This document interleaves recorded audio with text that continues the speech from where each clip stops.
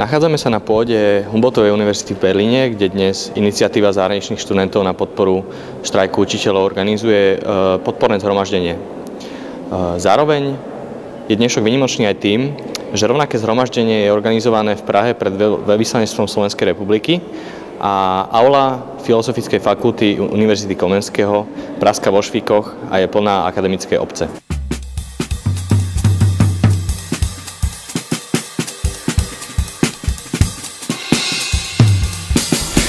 Vážení predstavitelia vlády Slovenskej republiky, my, slovenskí študenti v Berlíne, sme sa dnes spolu s ďalšími sympatizantmi stretli pred Humboldtovou univerzitou, aby sme sa pridali k stále silnejúcemu hlasu, ktorý podporuje štrajk učiteľov a žiada zásadné zmeny v školstve. Investícia do vzdelania je považovaná za hlavný motor dlhodobého a udržateľného rastu ekonomiky v základnej ekonomickej teórii.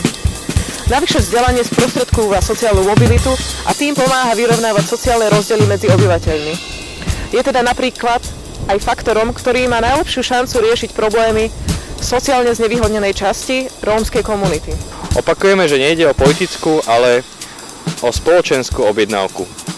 Žiadame preto, aby sa vláda odtrhla od nefundovaných a prázdnych fráz politikov, ktorí štrajk nazývajú cirkusom či predvolebným politickým tlakom opozície. A namiesto ponuky riešení bagatelizujú štrajkujúcich učiteľov a podporné iniciatívy. Žiadame najmä zapojenie odborníkov a všetkých zainteresovaných strán do vecnej diskusie, ktoré spoločne navrhnú kroky pre skvalitnenie školstva a ktoré vláda následne implementuje. Stojíme práve pod Brandenburskou bránou, ktorá bola v novembri roku 1989 najvýraznejším dejiskom pádu Berlínskeho múru. Stala sa tak symbolom začiatku konca studenej vojny, symbolom mieru, symbolom pádu totalitného režimu a nástupu demokracie. Demokraciu sme si onedlho vybojovali aj u nás. Demokracia znamená, že občania krajiny si môžu slobodne zvoliť vládu, ktorá bude spravovať ich peniaze, ktoré odvádzajú v daniach. Sú to preto práve občania, ktorí majú určovať priority štátu, a nie primárne politici. My, študenti v zahraničí, sme presvedčení, že školstvo sa musí stať prioritou Slovenska, ak chceme všetci zažiť lepšiu budúcnosť v prosperujúcom štáte. Dnes, 19. februára, vyšla nová štúdia OECD o stave školstva na Slovensku a ďalších odporúčaniach pre tento sektor. V tejto štúdii je napísané, že je potrebné, aby sa viac investovalo do školstva, taktiež, aby sa zvýšil počet materských škôl a aj, aby sa zvýšili mzdy jednotlivým učiteľom. Štrajkujúci učitelia hovoria o tom, že treba viac investovať do školstva, minister Draxler hovorí o tom, že treba vyššie investície do školstva a aj táto štúdia OECD to tvrdí. V čom je teda problém? Mnohí z nás by sa radi vrátili domov.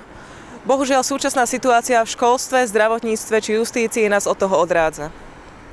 Sme dôkazom toho, že na Slovensku existujú skvelí učitelia, ktorí nám pomohli dostať sa na prestížne školy. Veríme, že vďaka vyšším platom nebudú nútení odchádzať za lepším zárobkom a že ich naopak bude pribúdať. Ako študenti, ktorí študujú v Nemecku už istý čas, vieme, že sa minimálne v oblasti školstva vieme Nemeckom v mnohých veciach inšpirovať. Na to, aby sme sa mohli inšpirovať, je potrebné, aby prebiehala diskusia a verím tomu, že demokracia na Slovensku je už dostatočne rozvinutá na to, že politici pochopili, že do diskusí treba prizvať aj odborníkov a na to, aby sme hľadali riešenia, ktoré budú v dlhodobom horizonte prinášať výsledky, potrebujeme zapojiť aj širokospektrálnu verejnosť. Na podporu takejto demokracie musíme ísť my všetci voliť.